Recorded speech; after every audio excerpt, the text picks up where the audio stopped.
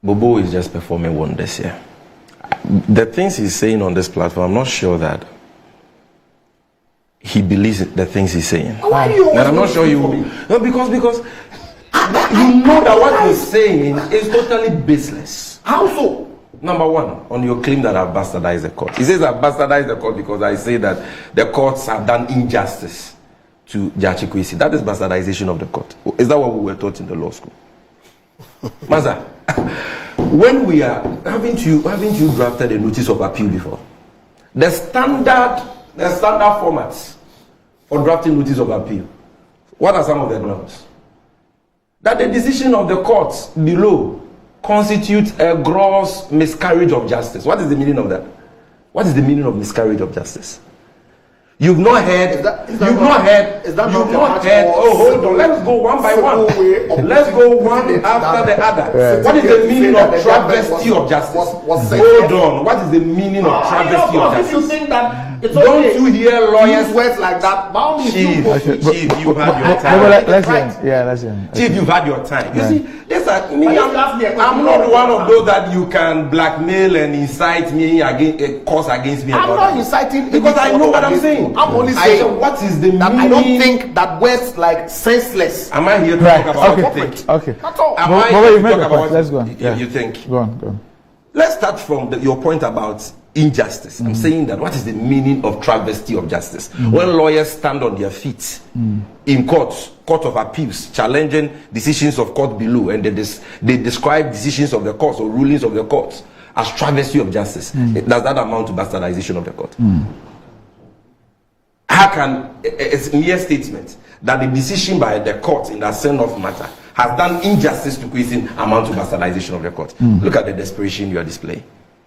Then now he says that I said that the decision of the court is senseless. Stop. You people, you can lie. On this very platform, you are lying. Have I used the word senseless? That decision. I said the decision of the. Hold on. Is that the same as senseless? What you don't understand language. If you are quoting me, you don't want us. Look at this man. Okay, but let's hear Sammy. You are a long-standing member of this show. You know the rules. Let me have my time. Yes. These are very serious matters. Look, I have not said any decision is senseless. Those are your words. Yes. You know that, so don't lie. I said the decision of the courts in that send-off matter doesn't make sense in the light of the rules and the facts. What is wrong with that? Haven't you seen lawyers and judges describing court decisions as absurd? You've not heard the word absurd before. Do you know the meaning of absurd? Okay. Do you know the meaning of absurd? Haven't you heard judges and lawyers describe decisions as unreasonable? What's the meaning of unreasonable? Don't you hear it in court every day? Haven't you been a practitioner for many years? So as for you, because of politics, you've thrown all the law you studied away, and now you're only engaged in mischief. You know these things, so please don't do that. Don't do that. Because what you're doing is dangerous. You are sitting here creating an impression that Sammy Gyamfi says the court is senseless. When I've never said that. But you know what I said. And you know that what I've said is very in line with legal balance. And I've said nothing wrong. So stop the blackmail and let's discuss the substantive issues. Then he says that Sakande, he tries again to compare the Sakande case to the Gyamfi Kwesi matter. Doc, had Sakande renounced or applied to renounce his British citizenship 1 year before he was elected as Member of Parliament?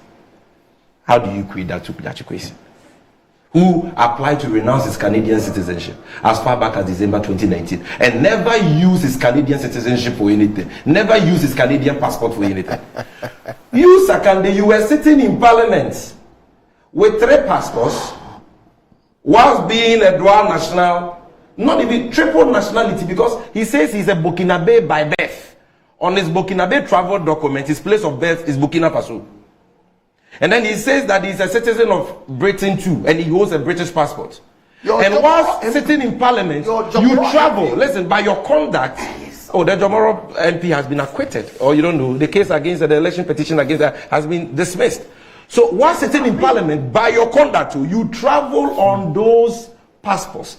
That's clearly upholding your allegiance or citizenship of those other countries. And if you don't know, the report you read only presented you with partial facts. Let me read to you another report from the same Ghana web, titled, dated 12 August 2009, titled MP Holds 3 Passports.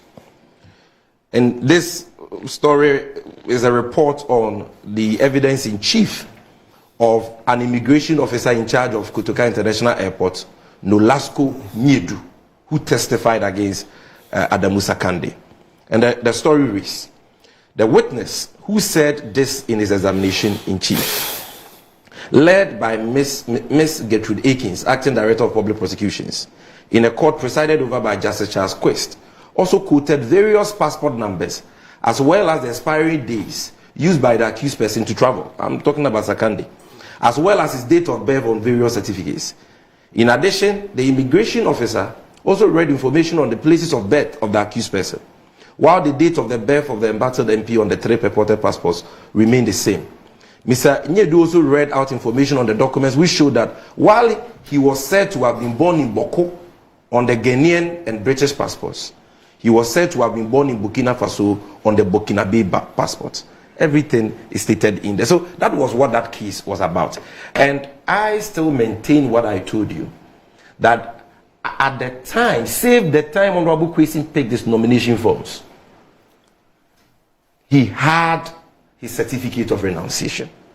At the time of submitting his forms, at the time of his election. Because even if you look at the representation of people's law, it talks about being qualified to contest at the time of your election. At the time of your election. Not at the time of picking nomination forms or submitting nomination forms. Because really, what did the framers of the 1992 Constitution intend to achieve by the provisions of Article 94 against dual allegiance? Did they seek to prevent a person from picking nomination forms or submitting nomination forms whilst holding dual allegiance? Certainly not. What they sought to prevent was having a person sit in parliament as a member of parliament for Ghana, making laws for us, while holding dual allegiance. And I'm saying that in the case of Kwesi, at the time of his election, at the time of him being sworn in, and at the time he served in parliament as a member of parliament, he never at any material time had dual nationality or dual allegiance. And that is why, for me, I say that this case is a travesty of justice and that the case doesn't make sense in the light of the law and the facts. And finally, if you look at the arguments that Honorable Kwesi has advanced in his declaration of intent, he talks about precedents of the Supreme Court, about their own lack of jurisdiction in election petition matters. He cites the J.H. Mercer case. He cites the Baba Jama case. He reads to you what justices of the Supreme Court who presided on this case have said on similar matters previously, where disputes over parliamentary elections were brought to the Supreme Court, and the court was called upon to invalidate those elections. The Supreme Court indicated clearly that that was not the forum for invalidating any parliamentary election. And that when it comes to parliamentary election, the forum is the High Court. This matter, first of all, went to the High Court. The Cape Coast High Court gave a certain decision. It was appealed against, and that process was ongoing. And then a fresh writ was issued in the Supreme Court, seeking to declare the entire election of Gyakye Kwesi as unconstitutional. And our position, which was articulated, canvassed by lawyer Chachuchi Kata, who represented Gyakye Kwesi, was that the Supreme Court lacked jurisdiction in the light of their own previous decisions, as has been quoted in the statement you read from Honorable Gyakye Kwesi, where they have stated verbatim, including the most recent case of Hohoe involving Peter Mewu, which ended up in the Supreme Court. When these same judges said that, look, what you are seeking to invalidate is a parliamentary election, go back to the High Court. If you have a problem with what the High Court has done, go to the Court of Appeal. It is only constitutional matters that arise in the course of the High Court trial that are supposed to be referred to the Supreme Court. But to issue a fresh writ in the Supreme Court seeking to invalidate a parliamentary election, and the justices of the Supreme Court who have in previous decisions indicated that the Supreme Court have no such jurisdiction in this particular case, now seize the jurisdiction to actually invalidate the election, and even before they did so, injunct the member of parliament. Leaves much to be desired, in our opinion, and we are right in criticizing that decision, and that does not in any way amount to the bastardization of the courts. Look, let's move on. I'm done.